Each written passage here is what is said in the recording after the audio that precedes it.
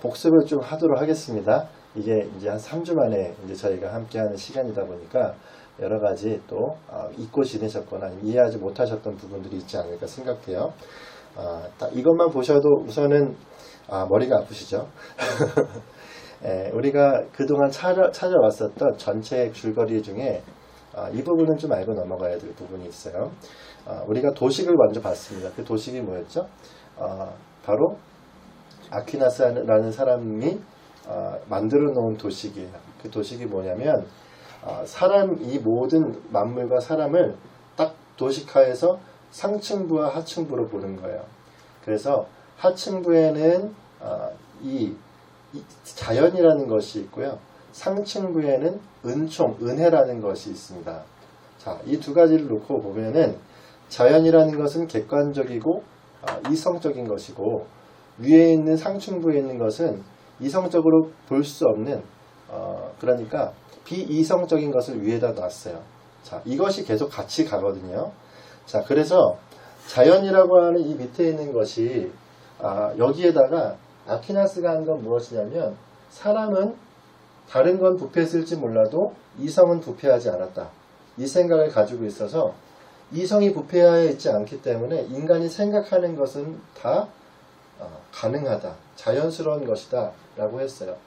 이것이 일말의 좋은 점이 되었죠. 그래서 중세시대에는 사실 여러분이 사진만 보아도 사람의 얼굴에 광채가 나는 한 사람만 보이지 뒤에 배경은 전혀 보이지 않았는데, 이 아퀴나스 시대 이후에 가니까 자연이 강조가 되고 이성이 강조가 되니까 그 주변의 사물들이 그릴 수 있게 되었어요. 이것이 바로 예술편에서도 나타나고 음악에서도 나타나고 다 그렇게 나타난다는 것입니다. 그게 좋은 점일 수는 있지만 그것이 잘못된 도식으로 인하여서 결국 무엇을 가져다 주냐면 자연, 그리고 여기 밑에 있는 거 다 모르셔도 됩니다. 모르셔도 되고요. 자연이 위에 있는 은총과 위에 있는 여러 가지 이것들에 대해서 하나하나 설명할 수 있겠다라고 생각하면서 들어갔지만 설명을 하지 못했다라는 거예요. 자, 자연이 은총을 잠식하고 하나님을 잠식하고 사랑이나 도덕이라는 것들을 잠식할 수는 있었는데, 하지만 나중에 보니까 잠식되어진 것은 결국 자기 자신이었다라는 것을 볼 수 있게 되었다라는 겁니다. 자, 그래서요, 이 내 자신이라는 것이 이제 할 수 없구나, 이 상층부와 하층부는 통일될 수 없구나 라는 것을 보면서 어쩔 수 없이 그들이 이제 포기하는 상태에 이르렀어요. 그게 이제 칸트라고 하는 철학자의 시대입니다. 그 이후의 시대에는, 칸트 이후의 시대에 있었던 철학자들은 더 이상 이것에 대해서 고민할 수가 없는 절망적인 상태가 되었다라는 것입니다. 그래서 이제 헤겔이 고안해낸 방법이 뭐냐면, 참, 그러면 상층부에 그렇다고 하자라는 것을 놓는 거예요. 진짜 그러하지는 않지만 그러한 걸 놓자라는 겁니다. 이게 정말 중요한데, 다른 건 다 까먹으셔도 돼요. 요거 하나만 기억하십시오. 세상 사람들은 상층부라고 얘기하는 위에에 아무것도 없다라고 생각하는 거예요. 그렇지만 없을지는 몰라도 그냥 있다고 치자라고 하는 거예요. 자, 이게 그 사람들의 논리입니다. 그게 이제 정반합 사상인데, 뭐 늘 예를 들지만 이 물컵이 있잖아요.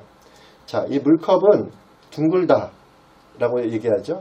그리고 이것에 대한 반하는 건 뭐죠? 이 컵은 둥글지 않다 예요. 그러면 정과 반의 합이 뭘까요? 둥글다와 둥글지 않다의 합은 이 컵은 원통형이다 라는 답을 도출해내는 거예요. 철학적으로 굉장히 어렵지만 단순하게 그렇게 생각하면 됩니다. 그래서 정과 반의 합이 이 모든 만물의 실체라고 하자라고 얘기를 하는 이 방법을 따와서 이 이후의 모든 사람들과 철학자들은 다 그렇게 사고하기 시작했다라는 것입니다. 그래서요, 키에르케고르라는 사람은요, 결국에 통합은 될 수 없구나, 상층부와 하층부는 통합될 수 없구나 라고 해서 희망을 그냥 포기했어요. 포기하고 거기에 뭐라고 다시 한번 그렇게 그냥 하도록 하자라는 것만 올려놓자라는 겁니다. 자, 이게 굉장히 지금 있는 이 모든 시대의 상황 가운데 그대로 들어가 있는 어떤 그 안에 내적인 부분인데요. 자, 이렇게 생각하시면 되겠습니다. 처음에 아퀴나스는 자연과 은총을 낳죠. 자연은 이성으로 가능하니까 이성이 어떻게 해요? 나중에는 은총을 잠식해버려서 은총이라는 것이 사라지게 했어요.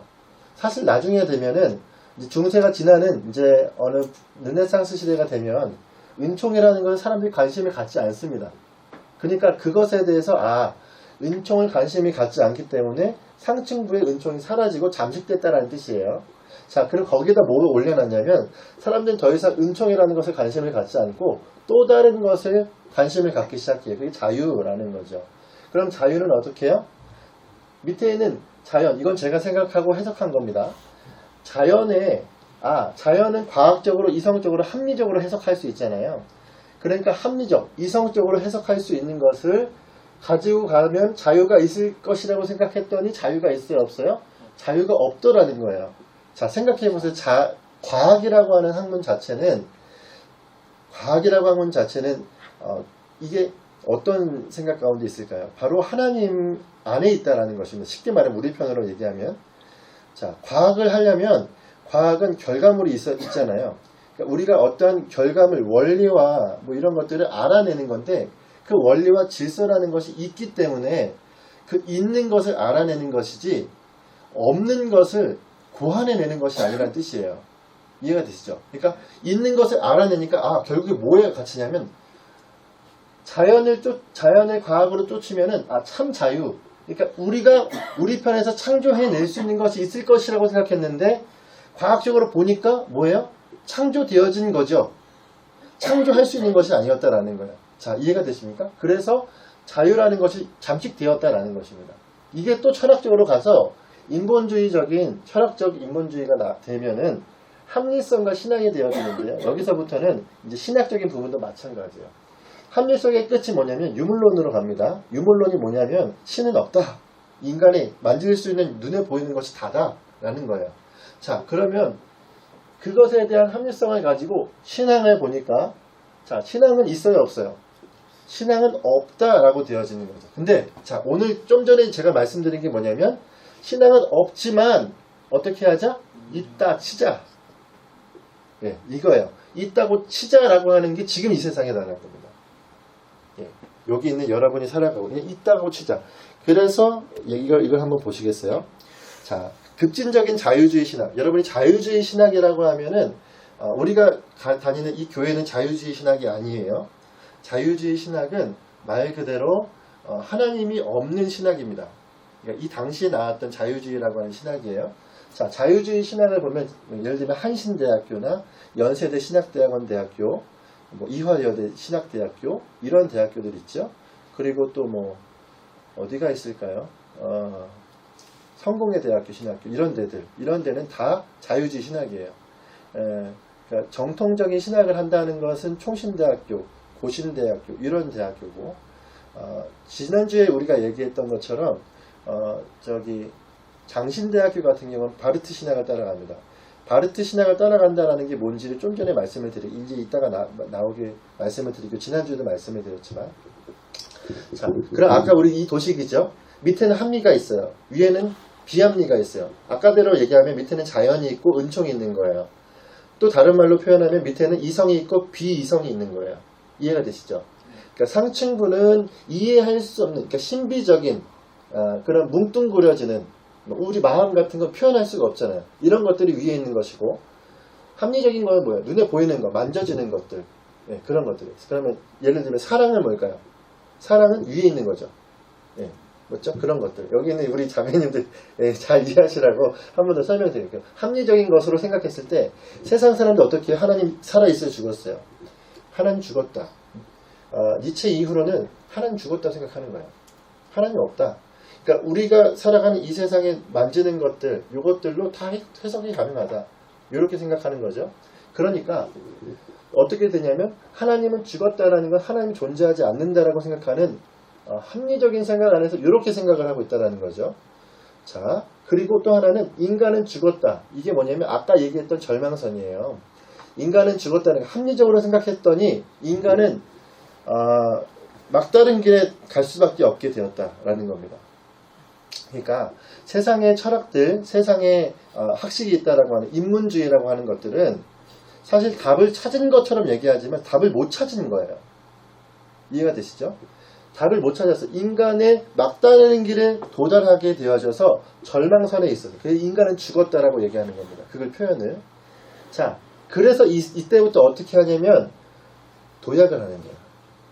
도약이라는 걸 하는데, 자, 여기에는 없으니 있다고 치자. 그래서 뭐예요? 단지 하나님이라는 내포적인 단어만 있다. 그러니까 하나님이라는 단어를 쓰자.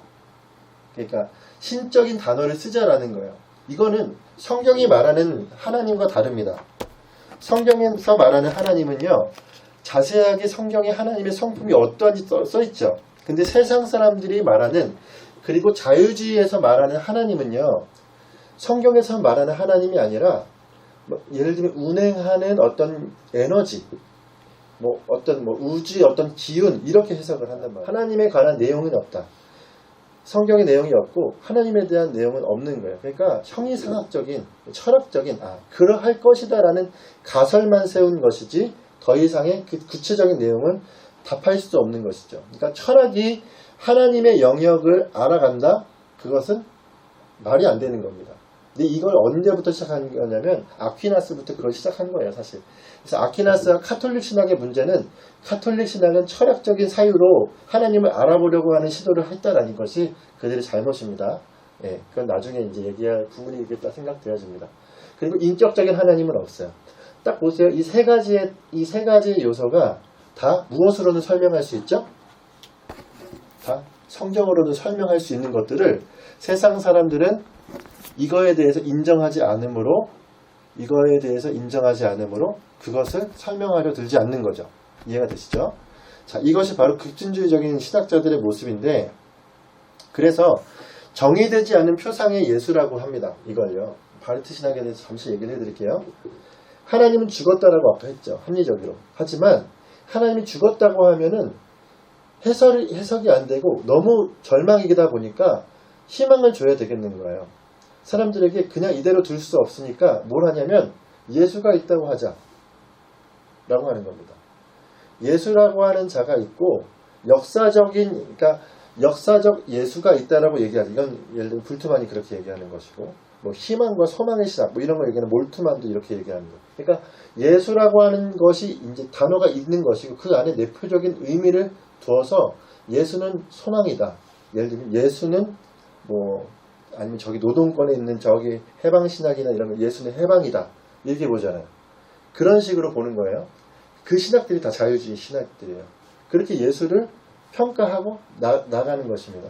정도의 차이는 있지만 말씀을 전체를 하나님의 무고한 하나님의 말씀으로 보지 않고 말씀에서 몇 가지 단어를 채택해서 예수라는 사람을 만들어내기도 해요. 이것이 다른 점이에요. 그래서 하나님은 죽었지만 예수를 있다고 치자해서 이 치자한 것을 믿는 거죠. 그러니까 사실 여기에서 구원이 있다라고 얘기할 수 없다고 저는 생각합니다.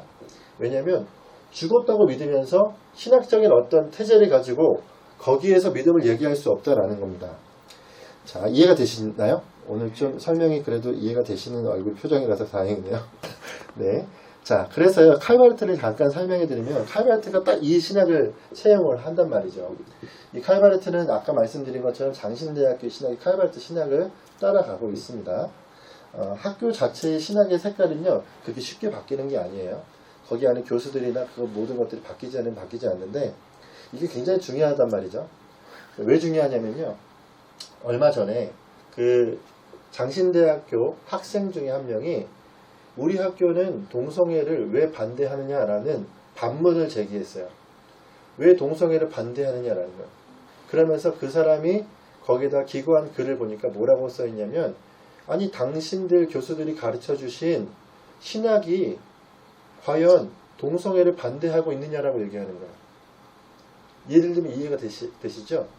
그러니까 이들의 신학이 어느 편에 서 있는지가 굉장히 중요하다라는 거예요.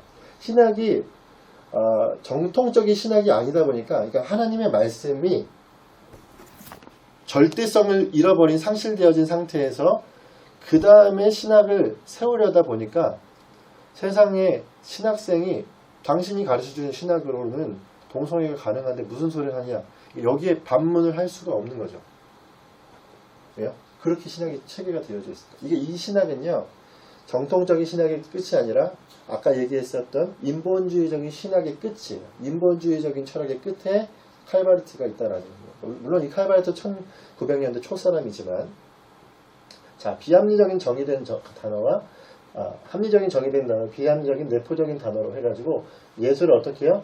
비합리적인 단어로 보고 거기에다 올려놓고서 이것들을 해석하는 이러한 일들을 칼바르트가 하게 되어진 겁니다. 그래서 성경을 어떻게 보냐면요, 불투만이 그렇게 봤어요. 비신화화라고 해서, 여러분 성경을 보면은 믿지 못할 얘기들 많죠. 예, 기적들 많잖아요. 이 기적들이 하나님 말씀인가요, 아닌가요? 기적이 사실이고 하나님 말씀이라는 걸 믿죠. 이게 정통신학이에요. 근데 이 사람들 어떻게 해요? 믿지 못할 일들은 제하자. 그리고 나머지 것들만 믿자라고 해요. 그게 캐리그마를 찾는 겁니다. 그래서 거기에서 그걸 찾아가지고 뭐 하냐면, 그것으로 예수라는 것을 만들자. 이게 역사적 예수라고 하는 거예요. 그러니까 예수님의 동정녀 탄생 뭐 이런 것들 다 신비적이잖아요.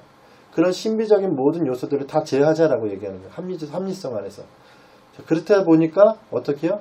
예수라는 것을 자기들만의 예수를 만들어 놓는 거죠. 이게 저들의 신학이다라는 것입니다. 잘못된 신학이죠. 자, 이것에 대해서 프란스 셰퍼 이렇게 항변을 해요. 이건 한번 같이 읽어볼게요. 시작. 우리는 이제 예수라는 말이 참 예수의 적이 되었으며 예수님의 교훈에 대한 적이 되었음을 알 수 있다. 우리가 이 예수라는 내용 없는 표상을 경계해야 하는 것은 우리가 예수님을 사랑하지 않아서가 아니라 그분을 사랑하기 때문이다. 우리는 이 내용 없는 표상과 싸워야 한다. 네, 아멘을 해야 되는 거죠. 예수라는 말이 다 같은 예수가 아니라는 거예요. 이 세상에 예수라고 말하면 우선은 의심해봐야 되는 시대가 됐다는 뜻입니다. 그러니까 예수라고 하는 말 안에 참 예수는 성경에서 말하는 예수예요. 맞죠? 이 예수가 아니라 예수라는 이름은 썼을지 몰라도 그 예수라는 이름 이면에 세상적인 잣대들을 대입한다. 희망적인 예수. 뭐 예를 들면 어떤 다른 수식어를 막 붙여요. 그러면 그건 예수가 아닌 거예요, 사실은. 예수와 이름을 빌린 거죠. 도둑이에요, 도둑. 그러니까 용어를 채용한 겁니다. 이게 어디에서 많이 써요? 신천지 같은 데서 많이 쓰잖아요. 신천지는 뭐예요? 신천, 신지. 사실 교회 성경에 나오는 얘기잖아요. 근데 신천지라고 쓰니까 우리가 못 쓰죠. 종말도 마찬가지죠. 뭐 재림도 마찬가지잖아요. 다 못 쓴 단어 되었잖아요. 왜 그렇게 됐어요? 저들이 그 용어를 가져가는 거니까 용어 전쟁들. 지금 개념에 대한 전쟁인 거죠.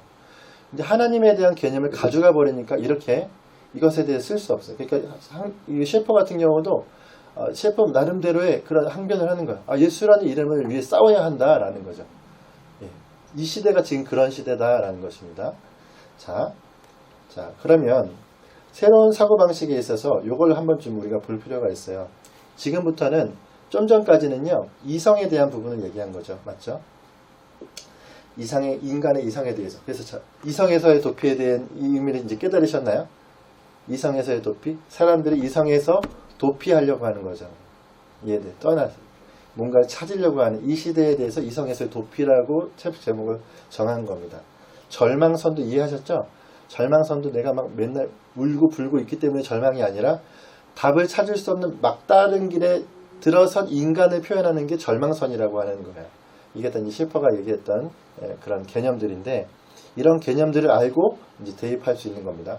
자, 이것이 지난주에도 말씀드렸지만 지금부터는 종교개혁, 신앙에 대한 부분을 좀 얘기를 드릴게요. 자, 우리가 그럼 어떠한 모습이고 어떻게 살아가야 하느냐. 답이 어디 있느냐는 사실 생명이 어디 있느냐랑 똑같은 부분입니다. 지난번에도 말씀드렸던 것처럼 결국 이성주의, 인본주의는 사람들을요 계속 이렇게 타락하고 사멸시키게 만드는 거예요. 근데 진짜 크리스천, 기독교가 만든 문화조차도 기독교적인 가치관은 하나하나 다 제대로 서 있어요. 이걸 어떻게 할 수 있냐면, 자, 지리적으로 독일, 네덜란드, 스위스, 영국, 미국으로 해서 이 인본주의가 쭉 이어져 가고, 계층적으로는 지상인의 세계에서부터 이 당시부터 대중매체가 나타났기 때문에 신문, 뭐 TV 이런 것들을 통해서 노동자 계급에게로 갑니다. 이 노동자 계급에서는 마르크스주의가 나타나는 거죠. 그리고 분야별로는 철학에서 미술, 음악, 나중에는 신학까지 가게 되어지는데 이게 이성의 흐름이에요. 지금 여기까지가 이성의 흐름인데 이 이성의 흐름과 전혀 요동하지 않는 한 집단과 부류가 있다는 거죠. 그게 누구냐면 바로 여러분이 잘 아는 중산층이라고 얘기하는 자들이에요. 그 자가 바로 이 사람들이에요. 중산층. 종교개혁의 산물이거든요. 자, 저 사람들로 인하여서 개인이라는 게 나타났어요. 예. 사실 부르주아라고 얘기해서 사람들에게 있어서 굉장히 나쁜 사람들로 기득권자로 비춰지잖아요. 사실 이러한 개념을 우리가 가지게 된 이유는 인본주의적인 색깔이 가지고 있는 토양 안에서 이것들에 대해서 그렇게 바라보게 하는 프레임이 씌워진 것이에요. 예. 엄밀히 말하면. 자, 그런데 우선은 종교개혁의 산물인 이 프로테스탄티즘, 프로테스탄트가 바로 그 당시에 그 유럽의, 북유럽의 르네상스의 남유럽과는 다르게 북유럽에 집중적으로 있었고 거기서 나와 있는 그 사람들의 행태가 다른 곳에서에 비해서 월등하고 더 진보적이었단 말이죠. 자, 용어 전쟁이라고 그러죠. 진보는 뭐예요? 진보를 얘기하는 거는 인본주의가 진보가 아니에요, 사실은. 진보는 종교개혁자들이 가장 진보한 모습으로 나아갔습니다. 왜냐하면 근거가 성경에 있고 성경에 개념이 있기 때문에 이 차이가 뭔지를 지금 말씀을 드리는 거예요. 자, 신앙을 비성경적인 방법으로 이성과 대치한 결과가 무엇이냐 4가지를 알아볼 텐데 이렇게 얘기할 수 있습니다. 첫 번째는 자, 이성으로 대치하였더니 윤리적인 문제가 나타났어요. 자, 반대로 얘기하면 성경은 절대적인 윤리를 얘기한다라는 것이죠. 이해가 되시죠?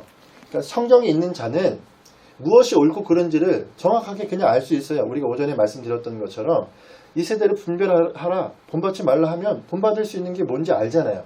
세상은 이게 어때요? 상대적인 윤리가 되어졌다라는 거예요. 그럼 여기서 문제가 터져 나오는 거죠. 교회에서는 동성애는 당연히 죄인데 세상 사람들한테 아무리 얘기해봐야 죄라고 여겨요? 죄라고 여기지 않고 뭐라고 얘기하냐면 저 사람 일인데 내가 무슨 상관이에요? 라고 얘기한단 말이에요. 이게 상대주의란 말이죠. 개인주의와 상대주의의 끝을 가죠. 이게 교회가 다른 점입니다. 그래서 결론적으로 이따가도 말씀드리겠지만 이 땅에 무엇이 살아야 되는가 그냥 영적으로 아니면 교회니까 당연히 교회가 살아야지 우리가 그렇게 주장하는 것이 아니라 절대적인 진리의 윤리의 기준을 세우기 위해서는 성경밖에 없어요. 이 세상 아무리 다른 거 찾아보려고 해도 절대적인 윤리적 기준은 성경밖에 없다는 게 바로 나타나게 됩니다. 이 윤리적인 문제가 첫 번째입니다. 두 번째는 뭐냐면 법적인 근거를 상실했다는 거죠. 이 땅의 법은 어디에 포함되어져 있습니까? 지금 이 시대의 법은 헌법이라고 하는 것이 인간의 양심과 인간의 거기 안에서만 국한되어져 있지 이것이 더 상위적인 어떤 체계를 갖지를 못해요. 맞죠? 우리나라의 뭐 헌법도 마찬가지죠. 기본적으로 그렇게 세팅을 해놨단 말이죠. 근데 좀 다른 점이 뭐냐면 미국 같은 경우는 그러한 색깔이 남아 있어요. 예를 들면 대통령이 이제 대통령 선거 당선이 돼서 취임식을 하게 되면은 그가 손을 얹는 데가 헌법이 아니라 뭐예요? 성경이잖아요. 이런 것들이 남아 있어요. 그 이유가 무엇인지 좀 말씀을 드릴게요. 그게 어디서부터 하냐면 그 유래는 종교개혁에서부터 왔습니다. 종교개혁의 가장 꽃이라고 얘기할 수 있는 스위스의 로잔이라고 하는 곳에 이런 그림이 있어요. 폴 로버트라고 하는 사람이 만든 그림인데 그 법관, 구대법관 안에 이 그림이 부착되어 있어서 법관들이 왔다 갔다 하면서 이 그림을 꼭 볼 수 있도록 만들어 놨어요. 근데 이 그림에 뭐라고 되어 있냐면 정의는 백성을 영화롭게 한다라고 이제 글은 그렇게 써 있습니다. 근데 여기에 밑에 이제 서로 법에 대한 부분들을 막 다루고 있는 사람들이 있지만 여기 위에 이 사람이 정의의 여신이에요. 정의의 여신. 정의의 여신의 칼이 끝이 어디를 향하고 있어요? 이게 성경이에요. 자, 이게 무슨 그림이냐면 스위스는 종교개혁의 본선지와 같은 곳이죠. 거기에서 법을 다룰 때 그 당시 어떻게 다뤘느냐? 법은 말씀에 근거한다. 그러니까 하나님의 말씀에 칼을 갖다 둬서 이 말씀에 근거한다라는 것을 이 그림이 얘기를 해주고 있는 거죠. 이해가 되시죠? 이게 종교개혁의 산물이고 거기에서 가장 월등한 법적 체계가 나타났어요. 그게 뭐예요? 바로 영국으로 가서는 입헌군주제죠. 그 당시에는 왕권 신수설이었어요. 다 모든 게 왕의 권세는 누가 준다? 신이 준다. 이게 왕권 신수설이라고 하는 게 뭐냐면 왕에게는 절대 권력이 가능한 거예요. 왕이 그 사람을 앉혔으니까, 신이 그 사람을 앉힌 것이니까. 근데 영국만은 달랐습니다. 영국은 이것이 갈아엎어졌어요. 어떻게 해요? 청교도 혁명으로 가능했습니다. 청교도 혁명은 프로테스탄트 혁명이었고 중산층의 혁명이었어요. 그러면서 개인이 발생되어지고 이 땅에 어느 누구도 어떤 사람도 하나님 앞에서 절대자는 없다라는 거예요. 그래서 왕을 어디로 끌어내렸냐? 법 아래로 끌어내렸습니다. 왕도 법을 지켜라. 이렇게 된 거죠. 그래서 입헌군주제가 된 거예요. 자, 세 번째는 뭐냐면요. 악의 문제에 대해서 이렇게 얘기합니다. 그러니까 그러니까 비성경적인 방법으로 그 신앙, 이 비성경적인 방법의 신앙이 뭔지는 아까 이해를 하셨죠? 그렇게 하도록 하자, 요거죠. 그렇게 하도록 하자라는 신앙으로 이성과 대치하다 보니까 우리 편에서 해결할 수 없는 진리니까 하나님은 어떠냐라고 했을 때 성경은 하나님은 선이잖아요. 근데 세상 사람들에게 하나님은 선하다라고 얘기할 수가 없는 거예요. 왜요? 이 땅에 일어나고 있는 많은 일들은 만약에 하나님이 우리를 창조했다면 하나님 악한 분 아니냐 이렇게 되어지기 때문이죠. 하나님이 우리를 만들었다면 거기에 선악과는 얘기를 할 수도 없고 거기에 죄가 우리 가운데 왜 주입되었는지에 대한 얘기도 할 수 없기 때문에 하나님이 계시고 이성이 있는데 하나님이 이성을 만들었으면 하나님이 왜 이렇게 나쁘게 만들었냐 이렇게 되어지는 거예요. 그래서 악에 대해서 하나님이 악하다고 얘기해도 부인할 수 없는 이러한 상태가 되어지는 겁니다. 잘 생각했을 때 지금의 현실을 생각해 보세요. 사람들한테 이거 다 똑같죠? 이렇게 얘기를 하잖아요. 저만 그렇게 느끼는 건 알겠죠? 세상 사람은 다 이렇게 생각하나 봐요. 우리한테 질문하는 거 하나님은 왜 이렇게 사람들을 많이 죽이냐 뭐 이런 식으로 얘기를 하잖아요. 맞죠? 그 사람들한테 설명해 줄 수 없는 벽이 생긴 것이 바로 이러한 상황들 때문이다라는 것입니다. 네 번째는 전도의 문제다. 이렇게 이제 셰퍼가 얘기하는데요. 상대적인 기독교로는요, 진리를 설명할 수 없기 때문에 그래요. 예를 들면, 성경 전혀 모르는 사람이 전도하라 그러면 할 수 있습니까? 당연히 못하겠죠. 성경을 모르면은 진리를 모르고 절대를 모르기 때문에 절대적인 하나님의 진리가 없기 때문에 그냥 위로하는 것 정도만 하는 거예요. 이것에 대한 프란시스 셰퍼의 해답이에요. 한번 이걸 읽어봤으면 좋겠어요. 시작. 현대인과 대면하려면 이부분법을 사용해서는 안 된다. 하나님과 역사와 우주에 대하여 참된 진리를 가진 성경을 가지고 대면해야 한다. 이것이야말로 종교개혁 당시 우리 성도들이 너무나 잘 파악했던 진리이다. 종교개혁의 성경관을 고수하지 않는 이상 해답은 어쩔 수 없다. 이해가 되시죠? 이 이분법적 도식을 세상 사람들 다 갖추고 있어요. 내가 원튼 원치 않든 그렇게 지금 사고하고 생각하고 있단 말이에요. 이게 인본주의입니다. 이해가 되죠? 그러니까 이거를 누군가 나에게 이미 젖어들게 해놨기 때문에 만약에 여러분에게 내가 이걸 설명하라 그러면 설명을 못해요. 근데 그렇게 살아가고 있는 거예요. 예수라고 하자. 그러니까 신앙인이라고 다 같은 신앙인이 아닌 거죠. 예수라고 하자라가 된 거예요. 그러니까 그러면 말씀은 잘 몰라도 예수에 대한 개념으로 내가 은혜 받았다라고 얘기하는 거예요. 이해가 되죠? 그러니까 철저하게 우리가 더 말씀으로 나가야 되는 이유가 여기 있는 것이고, 자, 그래서요 하나님과 역사와 우주에 대하여 참된 진리를 가르치는 성경을 가지고 대면해야 된다. 이것이 셰퍼가 우리 가운데 주는 메시지입니다. 자, 이 책에 이제 말미에 이제 나오는 거예요.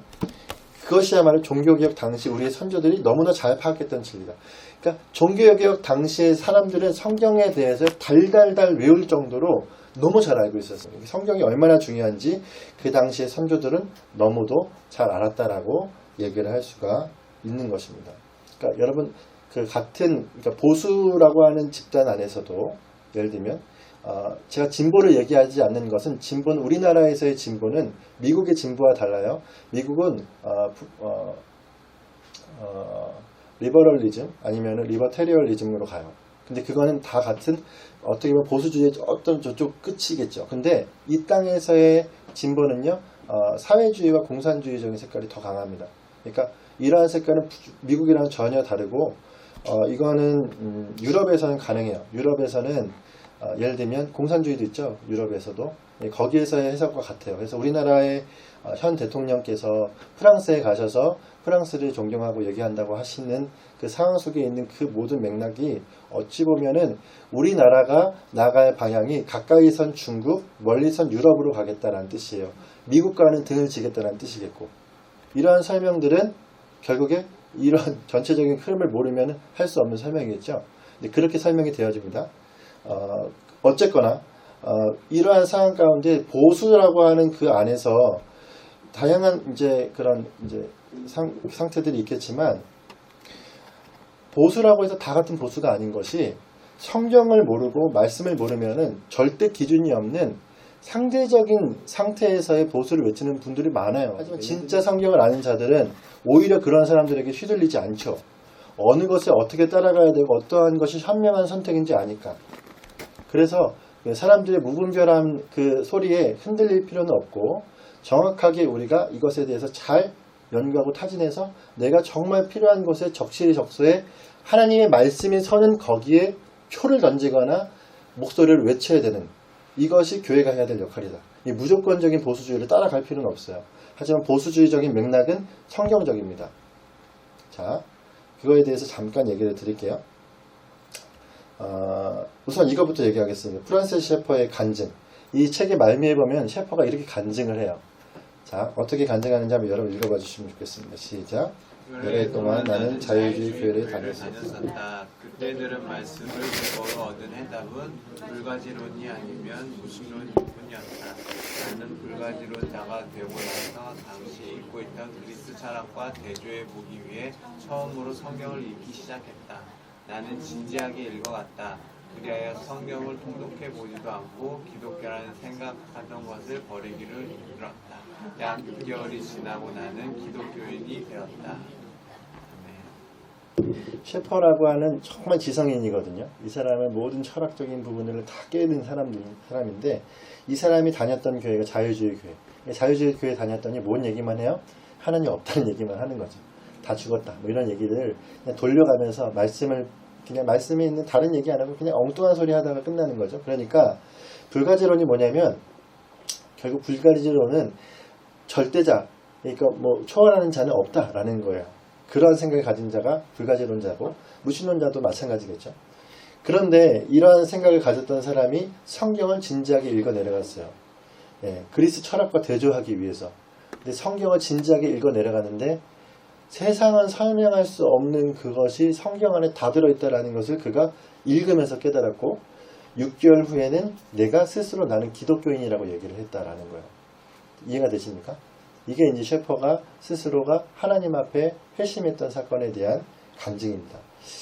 우리 주변에도 그런 경우 많죠? 그 말씀 안에서의 진지함 가운데 말씀을 보게 되어지는 상황 속에서 그의 마음속에 있는 모든 것, 송두리째 바뀌어지는 거예요. 내 안에 이 사상을 바꾼다는 건요, 그 사람 전체를 바꾼다는 것과 같은 거예요. 맞죠?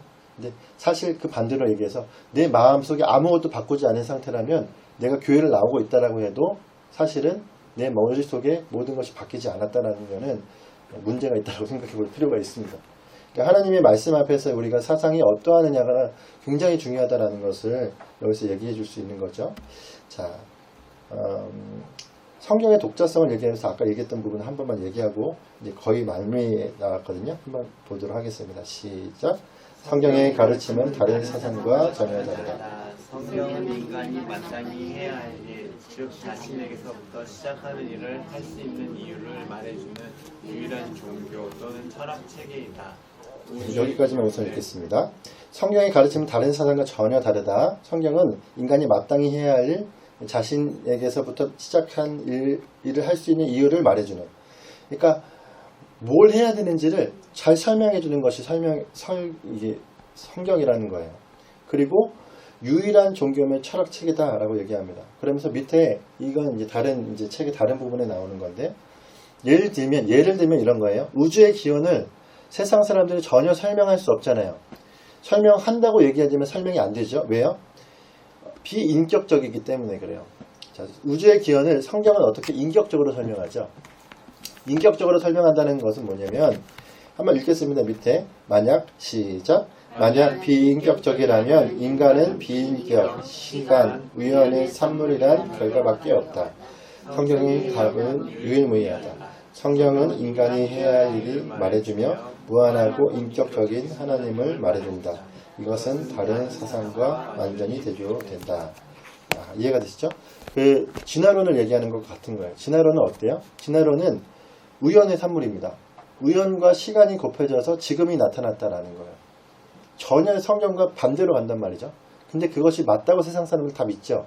그러니까 진화론이라는 건 굉장히 전략적인 그들의 수법이라고 얘기할까요? 그거예요. 그러니까 이미 우리가 다 진화론을 배우고 있으니까 뭐 수법이라고 할 수 없을 정도로 편만하게 다 되어 있지만 사실 유럽에서부터 시작해서 하나하나 점령되어서 이 땅으로 오길까지 이 진화론은 굉장히 철저하게 교육 속으로 파고 들어왔어요.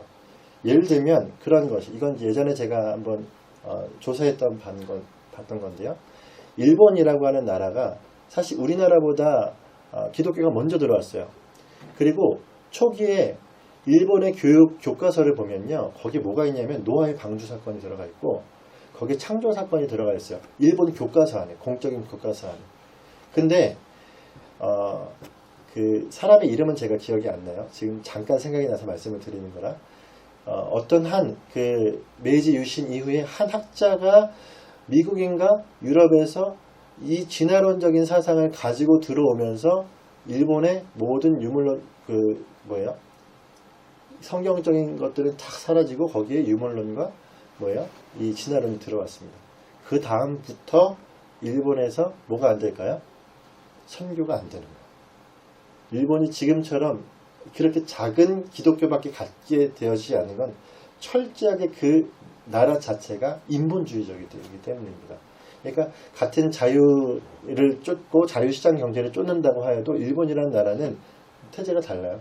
그 사람들은요 얼마나 교묘하고 그러한지 얍삽하다고 얘기하죠.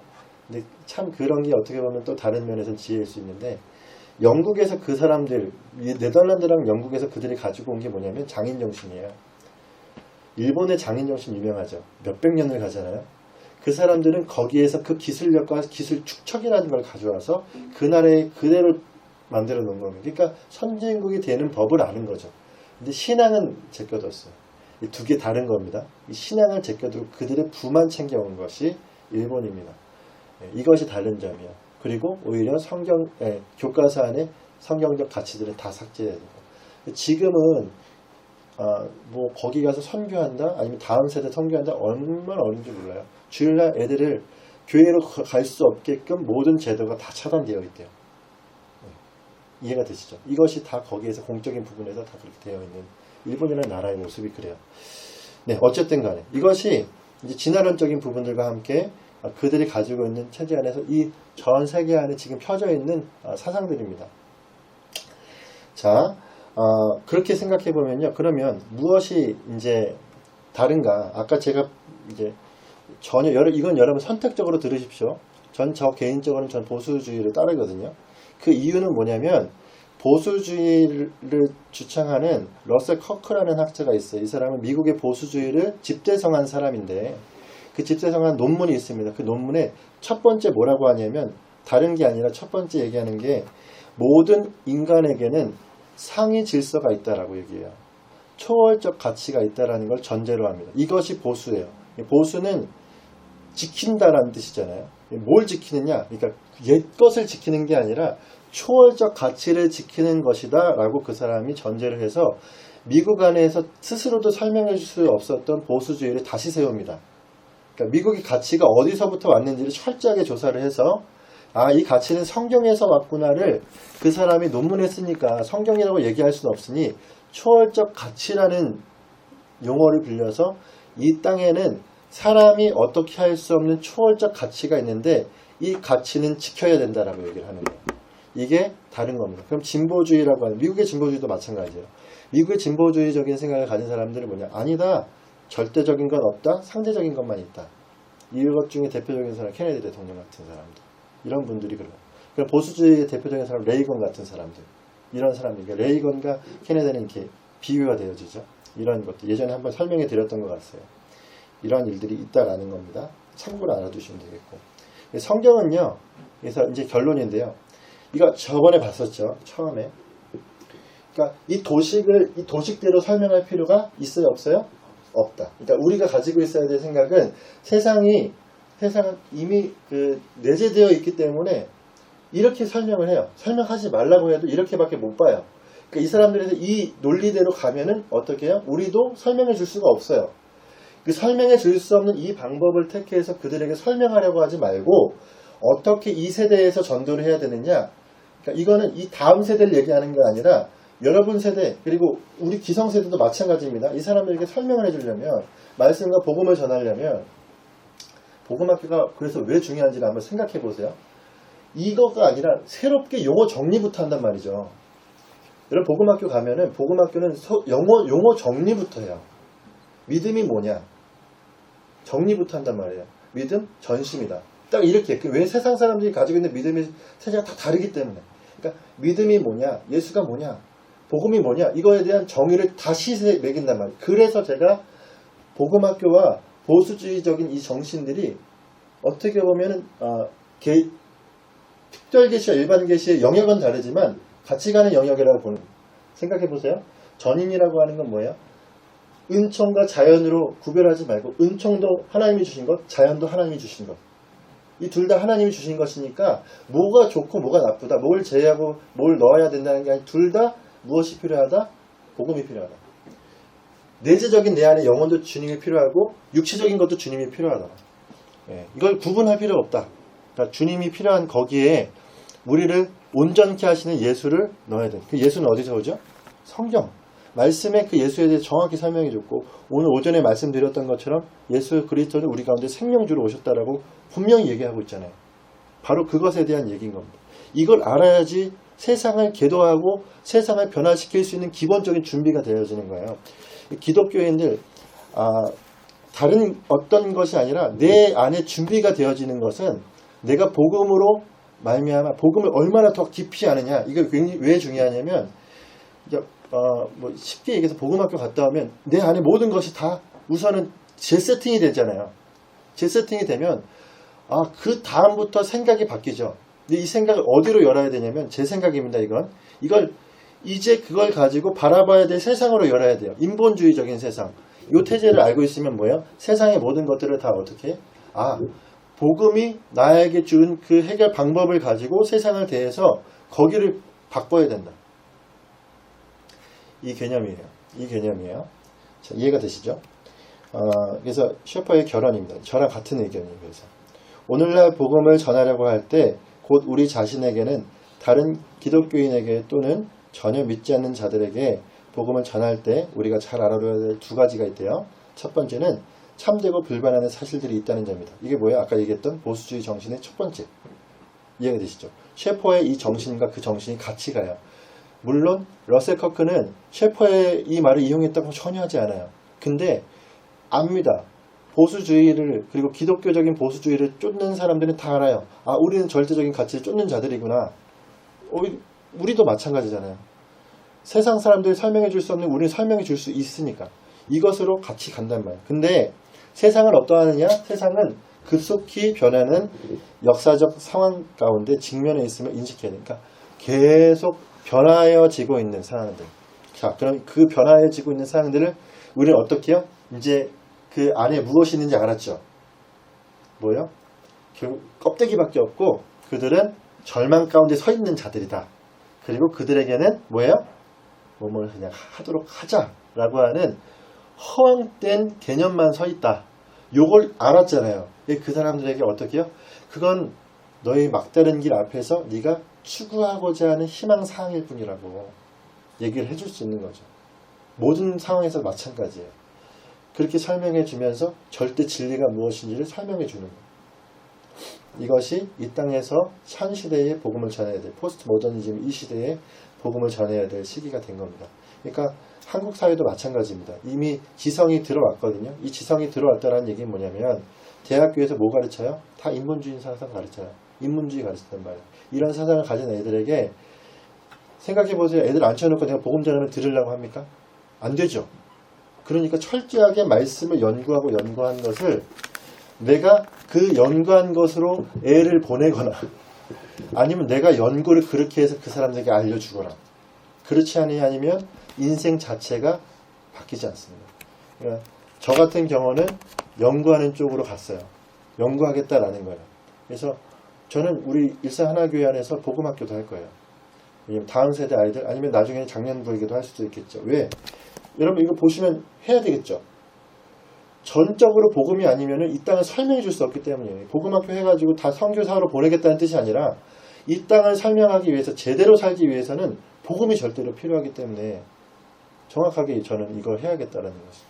그렇게 하면서 교회가 정말 교회답게 세워지는 가운데서도 이런 믿음으로 세워질 수 있는 것입니다. 맨 마지막에 교회는 이 시대와 장소의 언어와 사고방식을 고려하여 알아들을 수 있는 말로 복음을 전할 책임이 있다. 이해가 되시죠? 이것이 우리가 해야 될 너무도 중요한 역할이라고 얘기할 수가 있겠습니다. 이게 이제 이성에서의 도피가 얘기하고 있는 전체적인 맥락이에요. 예. 자, 책 다 읽으셨습니다. 예. 중간에 분명히 어려운 부분은 제가 뛰어넘었어요. 이건 저도 설명하기가 지난번에 보니까 어렵더라고요. 예, 허슬리라는 사람이 막 정신 약간 분열 같은 걸로 해가지고 막 가는 그런 도약 같은 거는 오늘 얘기하지 않았어요. 근데 같은 맥락이기 때문에 여러분도 잘 아실 거라고 생각을 하고요. 그래서 이 시대가 보이시나요? 세상이 보이시죠? 예, 이 세대를 본받지 말고라고 할 때 이 세대가 어떠한 세대인지 로마의 그 시대나 그 이전의 바벨탑의 시대나 지금의 시대나 똑같습니다. 방법이 틀린 게 아니에요. 사단은 똑같은 방법 쓰고 있어요. 그러니까 인간이 제한된 존재이고 막다른 길을 볼 수밖에 없는 존재인데 그가 막다른 길을 볼 수 없도록 만드는 계속적인 희망을 주려고 그렇게 생각해. 그렇게 하면 돼. 이렇게 얘기를 하면서 계속 하나님 피해 가게 만드는 거죠. 이것이 이제 우리가 대해야 될 이 땅의 사람들에 대한 모습이었고 우리가 어떻게 나가야 될지에 대한 부분도 함께 다루는 시간이었습니다. 진짜 세계관이라고 해도 다 같은 세계관 강의 아닙니다. 세상에 엉뚱한 세계관 강의하는 사람들 많아요. 인본주의적인 강의. 그래서 여러분 인본주의라고 얘기하면 우선은 사람들 이렇게 교회 안에서 인본주의, 인문주의 이런 얘기하고 에라스무스 나오고 하면은 이제 좀 한번 이렇게 다시 보세요. 다시 보세요. 그래서 저기 문제가 무조건 있다고 생각하지는 마시고 좀 다시 한번 좀 볼 필요가 있어요. 그래서 이렇게 생각을 하는 방법들 같이 나눴습니다. 할렐루야. 네, 목사님 기도하고 마치겠습니다.